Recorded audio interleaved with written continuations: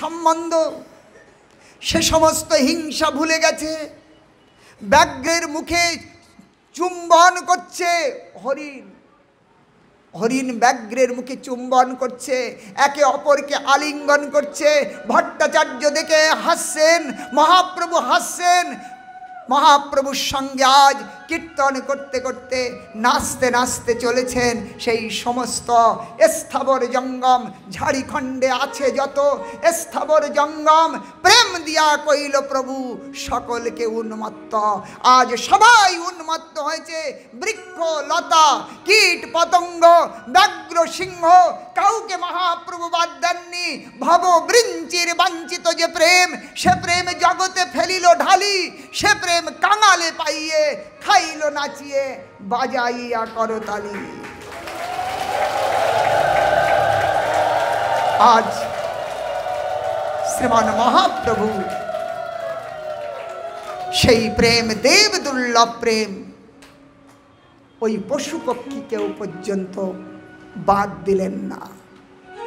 তাহলে সে ধনে বঞ্চিত হলে কি হবে উপায়? সেই ধন আমরা পেলাম না, যা ওই পশু পক্ষীর জন্য সুলভ হলো। মহাপ্রভু বৃন্দাবনের পথে চলতে চলতে প্রয়াগ তীর্থে এসে উপস্থিত হলেন। কাশীতে প্রথমে কাশী পৌঁছালেন। সেই কাশীতে চন্দ্রশেখর বৈদ্য, তপন মিশ্র পূর্ব থেকে সেখানে অবস্থান করছেন। সেখানে ব্রহ্মবাদ মায়াবাদের স্থান কাশীপুরী। মহাপ্রভু সেখানে আছেন, কিন্তু অন্যান্য সন্ন্যাসীদের সঙ্গে মিলতেন না। তপন মিশ্র মহাপ্রভুর চরণে প্রার্থনা করলেন, প্রভু এই ব্রহ্মস্মি ব্রহ্মস্মি শব্দ মায়াবাদ দেহজাত চর্চা শ্রবণ করে কান একেবারেই ঝালাপালা ধরে গেছে। সেই কাশীপুরীতে আপনি একটু ভক্তির বীজ বপন করুন। এই কাশীপুরী ভক্তি বৃক্ষে ছায়া প্রদান করুক।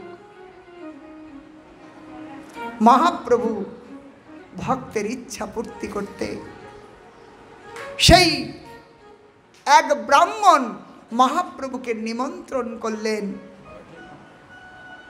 মহারাষ্ট্রীয় ব্রাহ্মণ মহাপ্রভুকে নিমন্ত্রণ করলেন, প্রভু আমি কাশীবাসী সমস্ত সন্ন্যাসীকে আমার গৃহেতে নিমন্ত্রণ করেছি। সেই সভাতে যদি আপনি যান তাহলে আমার ইচ্ছা পরিপূর্ণ হবে, যে আমি সমস্ত সন্ন্যাসীকে নিমন্ত্রণ করেছি। মহাপ্রভু এই বাহানায় ওই সন্ন্যাসীদেরকে কৃপা করবেন। প্রকাশানন্দ সরস্বতী তিনি ওই কাশীপুরেতে অবস্থান করছেন, যার 10,000 সন্ন্যাসী শিষ্য। তাকে করুণা করবেন এই বিচারে তার নিমন্ত্রণ স্বীকার করলেন। এক ভক্ত ওই প্রকাশানন্দের কাছে মহাপ্রভুর বিষয়ে বললেন, প্রভু এক সন্ন্যাসী বঙ্গভূমি থেকে এসেছেন, যার আজানুলম্বিত চেহারা, যাকে দর্শন করলে মন তার চরণে স্পর্শ করতে ছুটে যায়, যার মুখে একবার কৃষ্ণ নাম শ্রবণ করলে কান যেন তার মুখ থেকে পুনঃ সেই নাম শ্রবণ করতে ইচ্ছা প্রকট করে। আর তার কি অপূর্ব প্রেমাভাব। প্রকাশানন্দ বললেন, সে মহা ঐন্দ্রজালিক, সে সার্বভৌমের মতো ভট্টাচার্যকে একেবারেই কবজা করে নিয়েছে। খবরদার তার কাছে যাবে না। যদি এহলোক পরলোক কল্যাণ করতে চাও তো ওই রকম লোকের সঙ্গ করবে না। ওই মারাঠিয়া ব্রাহ্মণ তার মনে বড় কষ্ট হলো, তাই তিনি সমস্তকে একত্রিত করে মনে করলেন, একবার এই সন্ন্যাসী যদি এই মহাপ্রভুকে দর্শন করে তাহলেই তাদের কল্যাণ হবে। এই বিচার নিয়ে তিনি সমস্ত সন্ন্যাসীকে একত্রিত করলেন। 10,000 সন্ন্যাসী, তাদের গুরু প্রকাশানন্দ, তিনি উচ্চ সিংহাসনে বসে আছেন। শ্রীমান মহাপ্রভু পৌঁছালেন সেই স্থানে, সন্ন্যাসীদের পাদপ্রক্ষালনের জায়গা। সেই জায়গাতে মহাপ্রভু পাদপ্রক্ষালন করেই ওইখানে বসলেন। নিজের ঐশ্বর্য প্রকাশিত হল, একেবারেই সূর্য সম অঙ্গকান্তি। প্রকাশানন্দ দূর থেকে মহাপ্রভু সেই ঐশ্বর্য দর্শন করে আর স্থির থাকতে পারলেন না, ছুটে আসলেন তিনি। এসে মহাপ্রভুর হাত ধরে বললেন, শ্রীপাদ, এই অপবিত্র স্থানে সন্ন্যাসীর উপবেশনের জায়গা নয়, আপনি সেই উচ্চ আসনে এসে বসবেন। মহাপ্রভু বললেন, আমি হীন সম্প্রদায়ের সন্ন্যাসী, আমার সেই উচ্চ আসনে বসবার অধিকার নাই।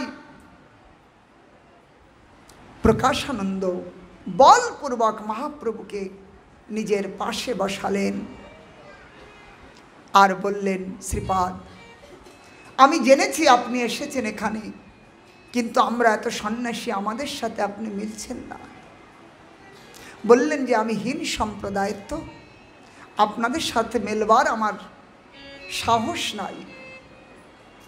প্রকাশানন্দ বললেন, ঠিক আছে, তাই হোক, কিন্তু সন্ন্যাসীর কৃত্য বেদান্ত শ্রবণ করা, আপনি সে সমস্ত পরিত্যাগ করে কিছু ভাবুক ভক্তদের সঙ্গে নিত্য গীত হরি কীর্তন করছেন, এটি কি সাধনা? মহাপ্রভু প্রকাশানন্দকে বললেন,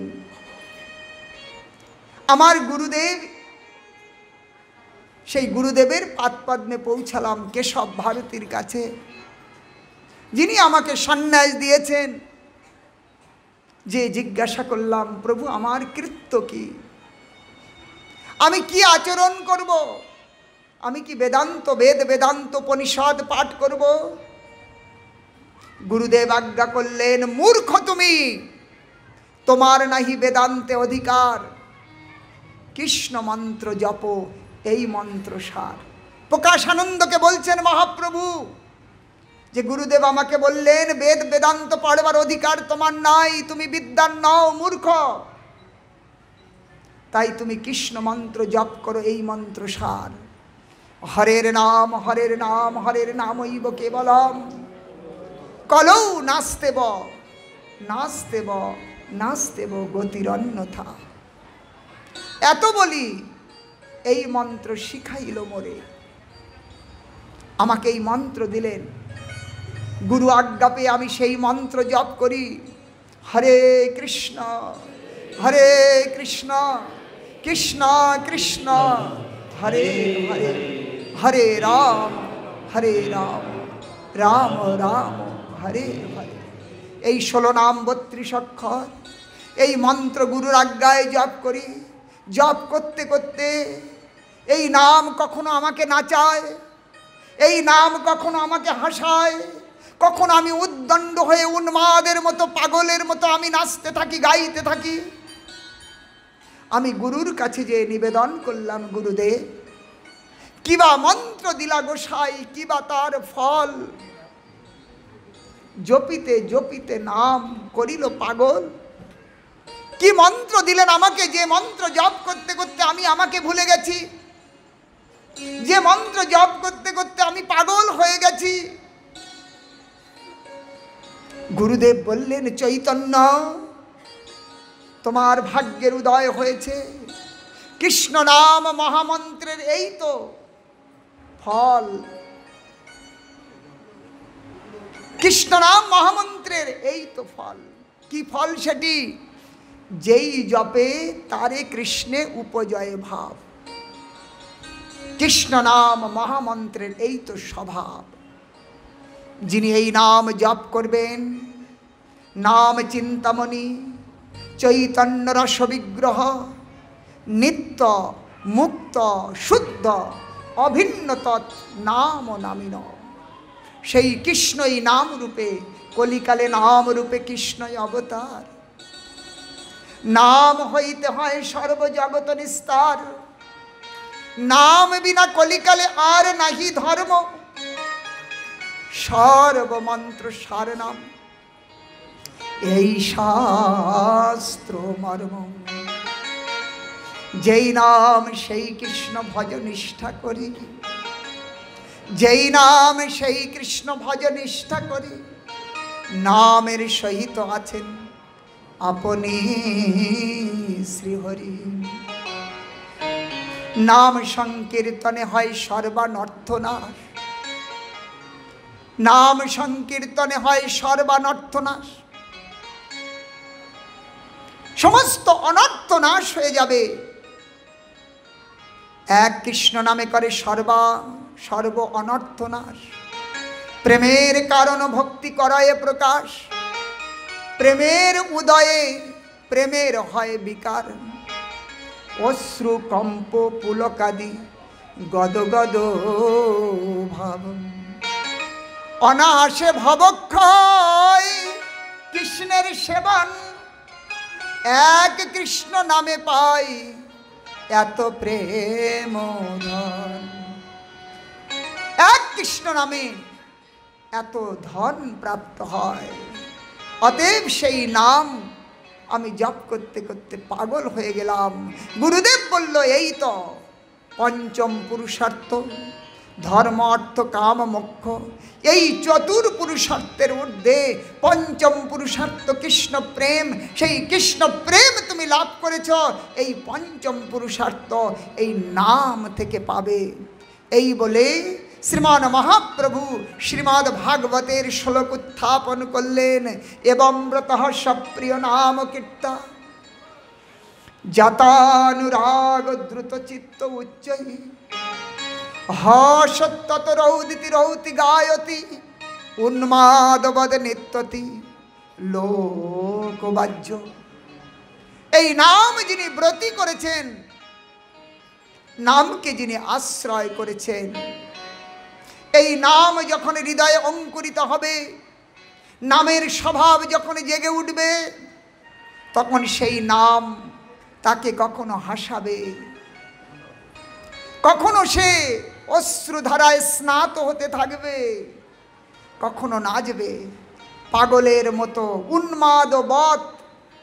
বাইরের থেকে উন্মাদ মনে হবে, রাজপুত্রের মতো, রাজপুত্র নয়, উন্মাদের মতো, উন্মাদ নয়।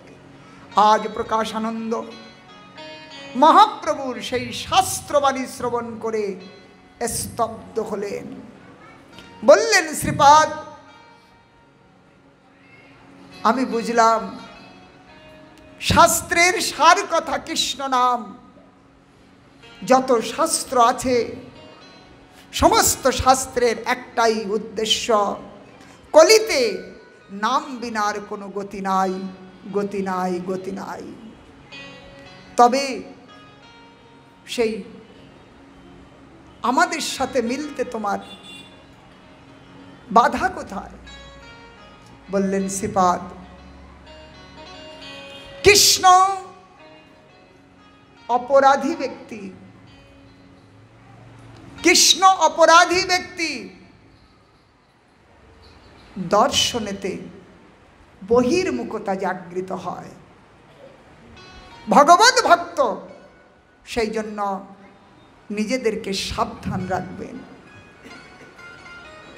যার মুখ দেখি ভুলে যাবে হরি, তার মুখ পানে চেয়েও না।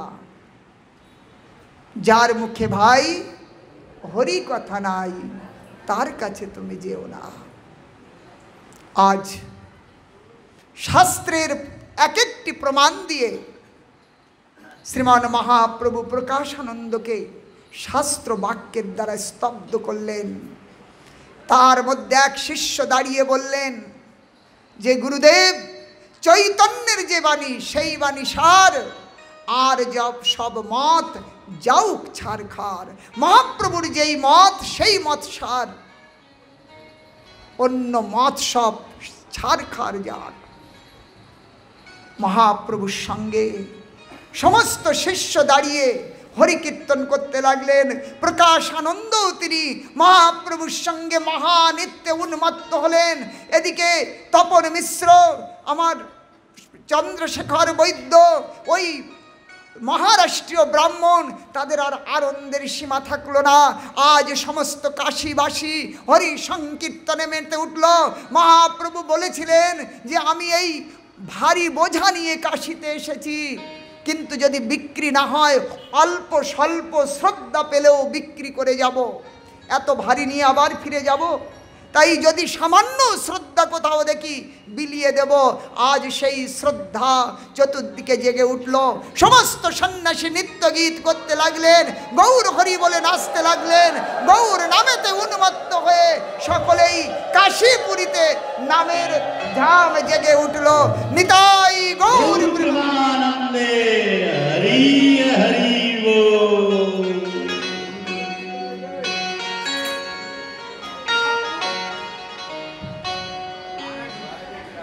ভবের মাঝে পাগল নয় রে কে, ভবের মাঝে পাগল নয় রে কে, সুর মানব সবাই পাগল রে, সুর মানব পাগল পশুপতি, রায় নামেতে হলেন পাগল।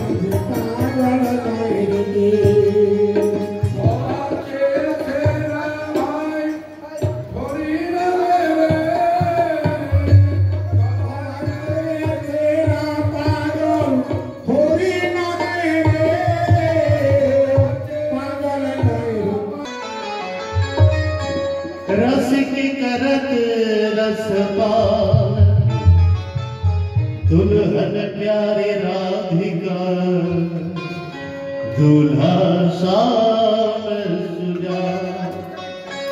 अच्छा महाप्रभु বৃন্দাবন চলে যাচ্ছেন, আপনারা কে কে বৃন্দাবনে যাবেন হাত উঠিয়ে বলে, পয়সা লাগবে না, ফ্রিতে। কে কি যাবেন? সবাই যাবেন তো? সবাই যাবে তো তালি বাজিয়ে গাইতে হবে, এরকম না। ओ मेरे उठे विरह की वृंदावन जाओगे, उठे विरह की वृंदावन जाओगे, वृंदावन जाओगी सखी बरसाने जाओगे, वृंदावन जाओगी सखी बरसाने जाओगे। बाजे मुरली बाजे मुरली बाजे मुरली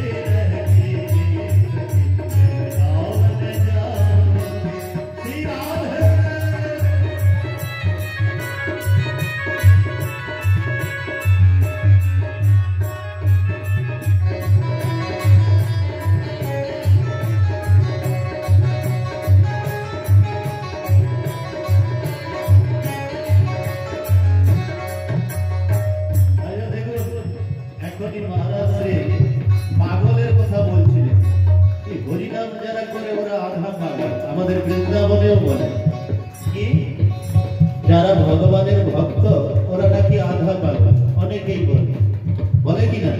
এটা মিথ্যা না, বলে। তো আমাদের বৃন্দাবনে একজন ব্রজবাসী গাইতেন, কি গানটা শুনে? তেরে প্যার কা আধা পাগল হুঁ। আধা পাগল হলে চলবে না, কি বলে? পুরা পাগল বাঁধতে হবে, তবেই ভগবান পাওয়া যাবে। তাই উনি কি বললেন? तेरे प्यार का आधा पागल हूँ, पूरा पागल बनाता क्यों नहीं शाम सपने में आता। तेरे प्यार का आधा पागल हूँ, तेरे प्यार का आधा पागल हूँ, पूरा पागल बनाता क्यों नहीं शाम सपने में आता।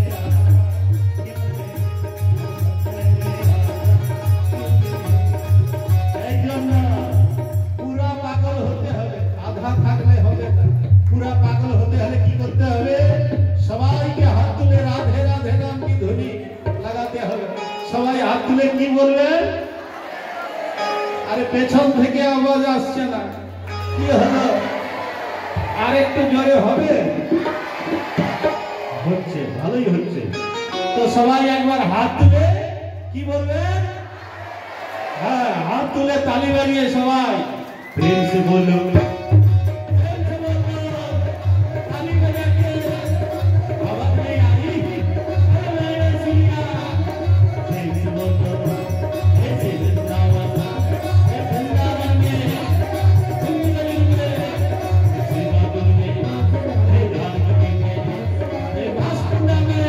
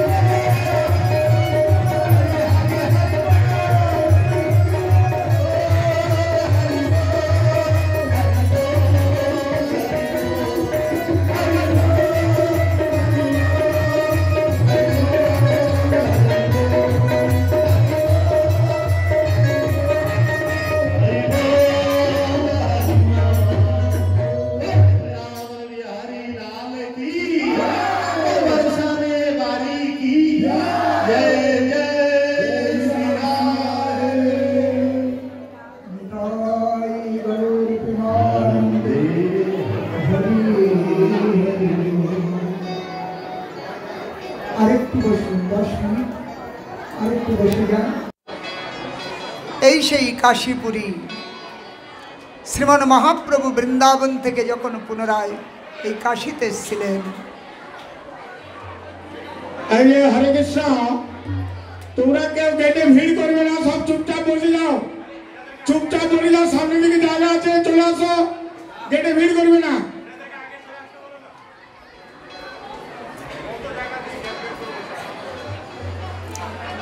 শ্রীমান মহাপ্রভু শান্ত হন, ধ্যান দেন দিকে। কাশীপুরীতে সনাতন গোস্বামীর সাথে মিলন হয়েছিল এবং মহাপ্রভু 2 মাস ধরে সনাতনকে শিক্ষা দিয়েছিলেন এই কাশীতে। সনাতন শিক্ষা, সম্বন্ধ অভিদেহ প্রয়োজন, বৈষ্ণব জগতের এই 3টি বিশেষ তত্ত্ব। হরিবল, ধ্যান দেবেন। সম্বন্ধ অভিদেহ প্রয়োজন, সম্বন্ধ ভগবানের সঙ্গে হবে, গুরু বৈষ্ণবের সঙ্গে হবে। সম্বন্ধ জানিয়া ভজিতে ভজিতে অভিমান হোক দূর। অতএব সেই সম্বন্ধ তত্ত্ব মদন মোহন। অভিদেহ মানে ভক্তি, সেই অভিদেহ তত্ত্ব রাধা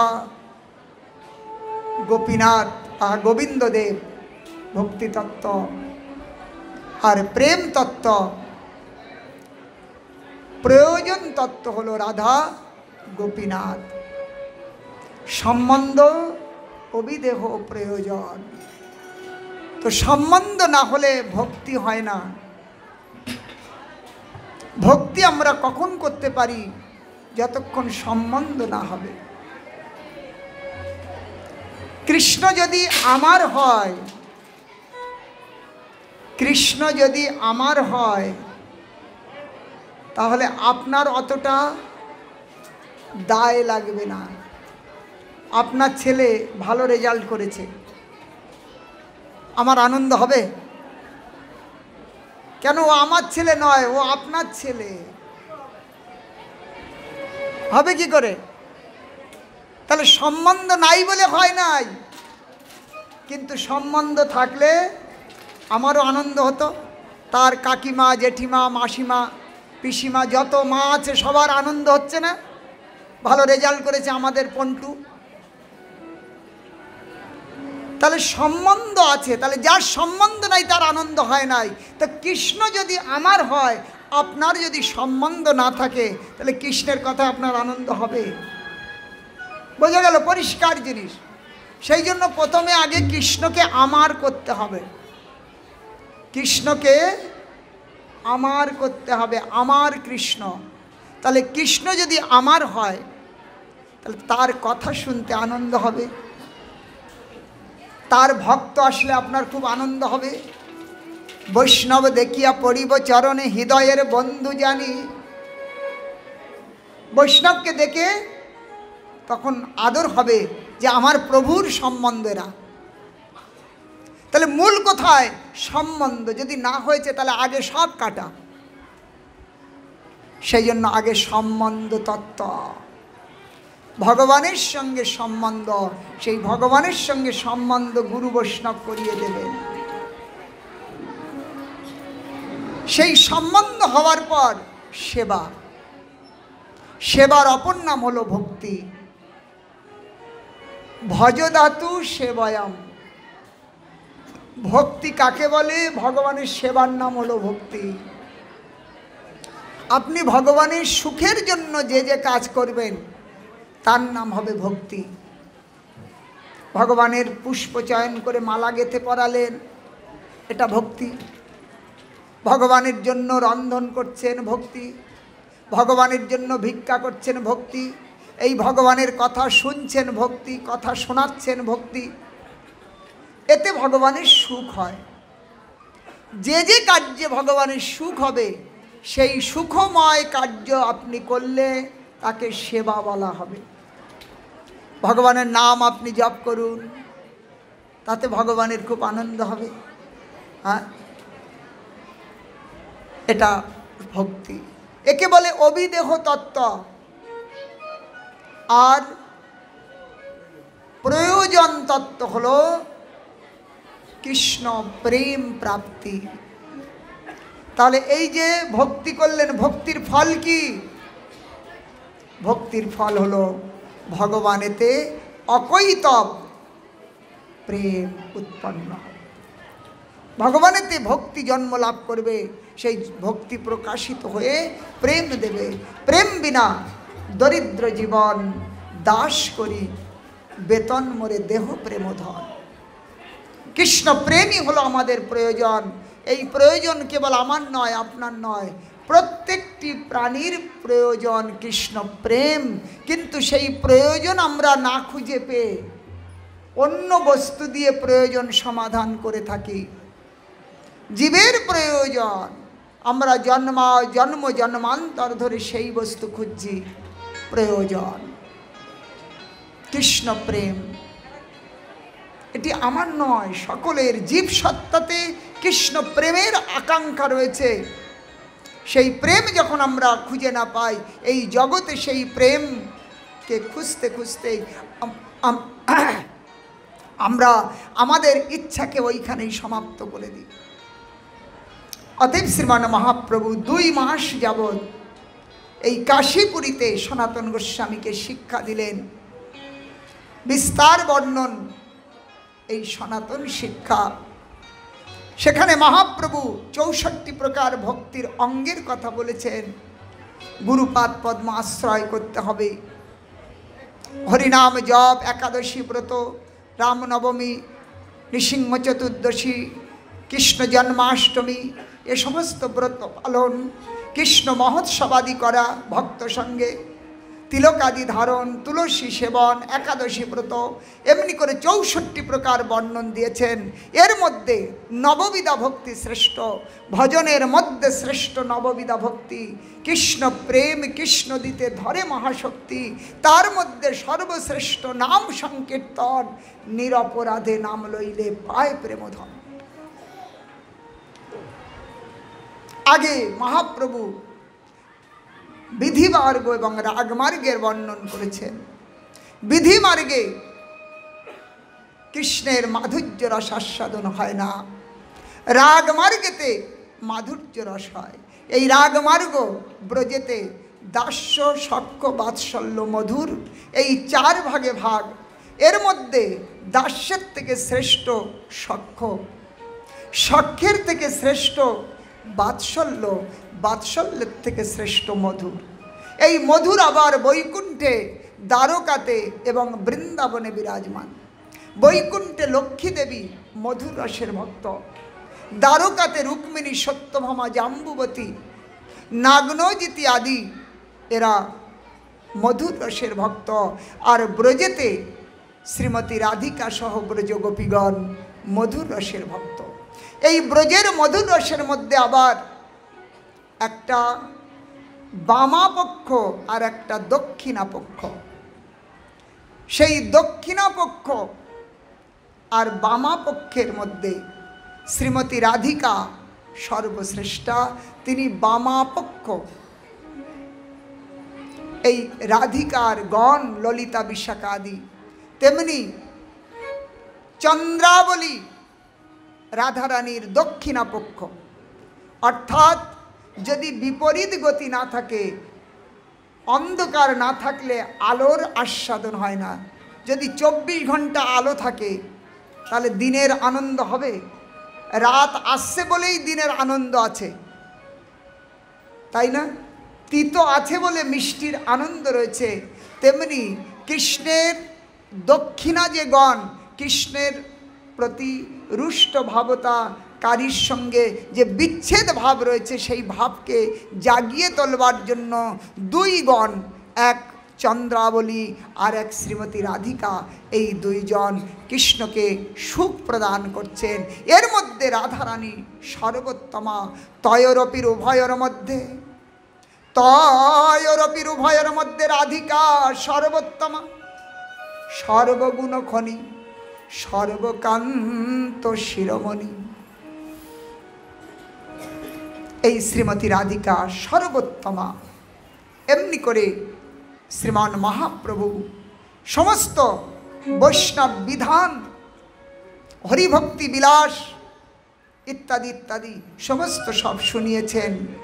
যেখানে সার্বভৌম ভট্টাচার্যকে আত্মারামশ্চ মুনয় নির্গ্রন্থি অপরুক্রমে কুর্বন্তি অহৈতুকি ভক্তিম ইত্তম অদ্ভুত গুণং হরি, এই শ্লোকের ব্যাখ্যা 9 প্রকারের শুনিয়েছিলেন মহাপ্রভু। সেটা 18 প্রকার শুনলেন। এই কাশীপুরীতে শ্রীমান মহাপ্রভুর চরণে পড়ে সনাতন গোস্বামী বললেন, সেই যে শ্লোকটির যদি অর্থ আমাকে শোনান, কৃতার্থ হব প্রভু। মহাপ্রভু সেই শ্লোকের অর্থ 61 প্রকারের শুনিয়েছিলেন।